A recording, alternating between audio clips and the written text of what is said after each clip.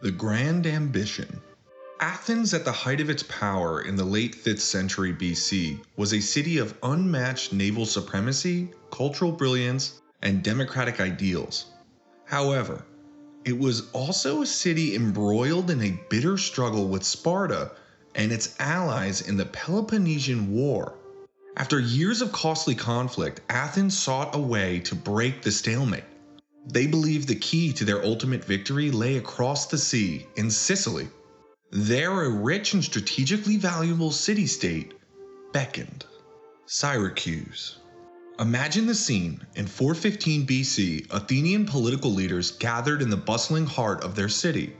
There, Alcibiades, a brilliant but controversial figure, presented a vision to his fellow Athenians.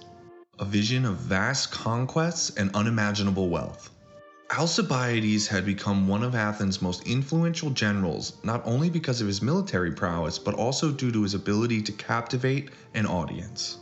His speeches could inspire both awe and ambition, and this time he argued that conquering Syracuse, Athens could extend its empire, gain access to the immense wealth of Sicily, and deliver a decisive blow against the Peloponnesian League. Alcibiades' argument was bold. Syracuse, a powerful Dorian city-state like Sparta, was a vital ally to the Peloponnesian cause. If Athens could seize it, the balance of power in the Greek world would shift dramatically. With Sicily's resources at their disposal, Athens believed it could outlast and eventually crush its enemies. But Alcibiades wasn't just proposing a minor raid. He envisioned a massive expedition, one of the largest military efforts Athens had ever undertaken.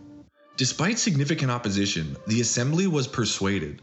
Nicias, a more cautious and conservative general, argued against the expedition, warning that it was a reckless gamble.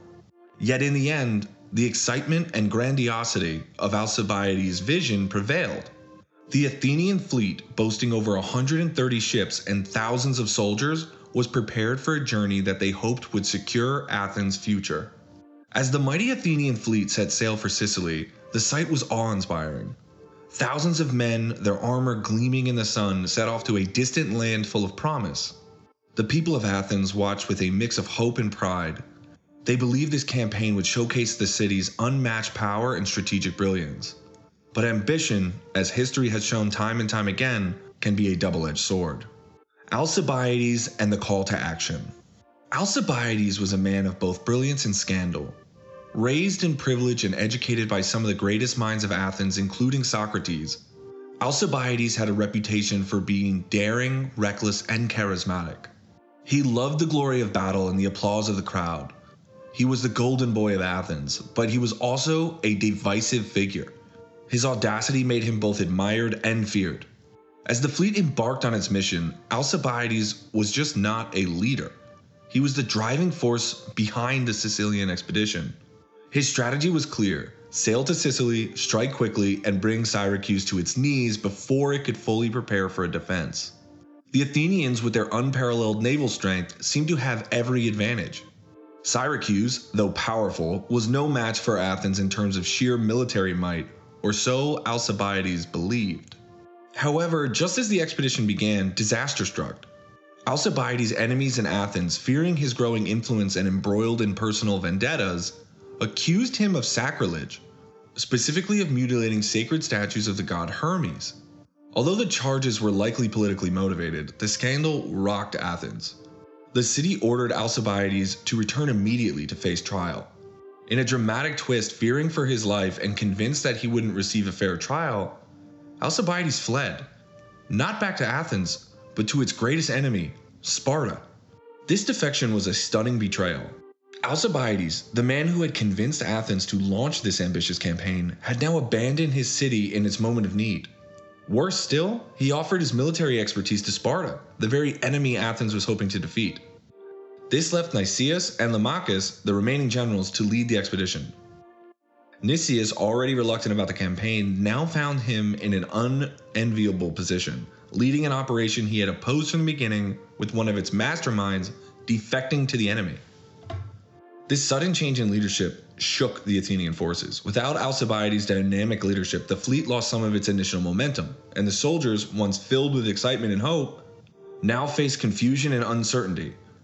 Nevertheless, the expedition pushed forward, determined to fulfill its original mission. Leadership crises and setbacks. After establishing a foothold in Sicily at Catana, the Athenians turned their attention to Syracuse. The siege began with initial successes, but it quickly became apparent this would not be the swift victory Alcibiades had envisioned. Syracuse, under the capable leadership of Hermocrates, mounted a stubborn defense. The Syracusans were well prepared for a prolonged siege, and reinforcements from Corinth and Sparta soon bolstered their ranks. The Athenians had underestimated their enemy. The Syracusans, bolstered by their natural harbor and city walls, resisted fiercely. As the siege dragged on, the Athenians faced an increasing number of challenges. Supplies began to dwindle, and the troops, unaccustomed to harsh Sicilian climate, fell victim to disease. Morale plummeted as the once confident Athenian forces realized they were stuck in a drawn-out war far from home. One of the pivotal moments in the expedition came when the Athenians attempted to block off the great harbor of Syracuse. If successful, they would have cut the city's primary supply route, forcing the Syracusans into submission. But the Syracusans were not passive. Under the cover of night, they launched a daring naval assault, catching the Athenians off guard. The resulting battle was a disaster for Athens. Many of their ships were destroyed, and the troops who survived faced increasingly dire conditions on land. As the situation became more desperate, Nicias sent urgent pleas to Athens for reinforcements. Recognizing the gravity of the situation, the Athenian assembly dispatched a second fleet under the command of Demosthenes, hoping to turn the tide of the campaign. But by the time Demosthenes arrived, the Athenians were in no shape to continue fighting. Desperation and Defeat. Demosthenes, full of vigor, promised an immediate and bold assault on the Syracusan defenses, hoping to catch the enemy off guard. However, this attack failed disastrously. The Athenian forces, exhausted and demoralized, could not break through the Syracusan lines. With the situation growing more hopeless by the day, disease ravaging the camp, and supplies running critically low, the decision was made to abandon the siege and retreat. But fate, it seemed, was not on Athens' side. Just as the Athenians prepared to withdraw, a lunar eclipse occurred. Nicias, deeply religious and superstitious, interpreted this as a sign from the gods and delayed the retreat, hoping to avoid angering the divine forces. This delay proved fatal. The Syracusans, bolstered by reinforcements and aware of the Athenians' plans, launched a final counterattack. The Athenian forces were trapped. What followed was a massacre. The once proud Athenian army, now starving and weakened by disease, was decimated. Those who weren't killed were captured and sold into slavery. As the Athenian troops faltered, their desperate attempts to escape met only with greater disaster. The once organized military force now found itself in chaos. Those who tried to flee by sea were met by the superior Syracusan navy, blocking their path with deadly efficiency. On land, the situation was equally grim. The Athenians, forced to retreat through hostile territory, were relentlessly pursued by Syracusan soldiers.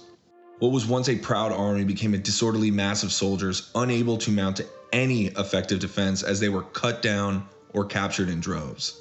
For many, the end came not in battle, but in the horrors of capture and enslavement, their fates sealed by a campaign that had promised them glory and wealth.